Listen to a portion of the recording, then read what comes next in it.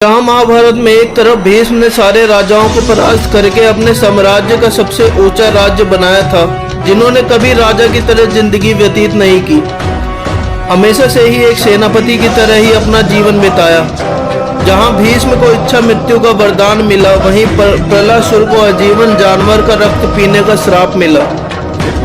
जब भीष्म ने अपने सेनापति को त्रिपुरा राज्य में मित्रता का संदेश भेजा, जब वहां के प्रतापी राजा ने उनकी मित्रता स्वीकार करी और उन्हें भेंट भी भेजा, उसी बीच प्रहलाद जो कि अपने श्राप को छुड़वाने के लिए अपने विष्णु जी की तपस्या करना शुरू करता है।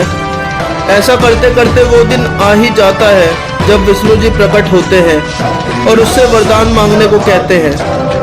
तो वरदान में अपनी राक्षसों की 36 श्रेणी को ताकतवर बनाने की मांग रखता है, तो भगवान उसे कल्याण हो कह के विलीन हो जाते हैं।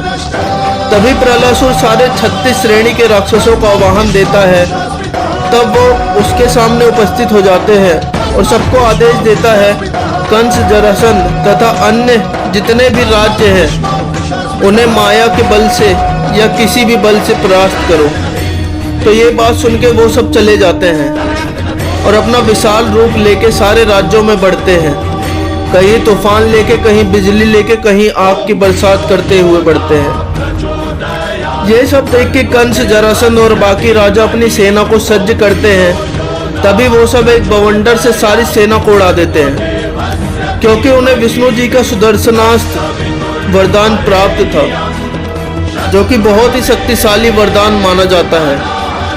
जब कंस, जरासंध को पता चलता है कि इनका तोड़ बस गंगा पुत्र भीष्म के पास ही है, क्योंकि गंगा पुत्र भीष्म के पास एक वरदान था जो कि वरदान को ही तोड़ सकता था। जब भी कंस मदद मांगने के लिए अपने सेनापति को हस्तिनापुर भेजते हैं, जब भीष्म के पास उनके सेनापति मदद की गुहार लगाते हैं, तो भीष्म अपनी अखंड सेना लेके उनके पास पहुंचते हैं।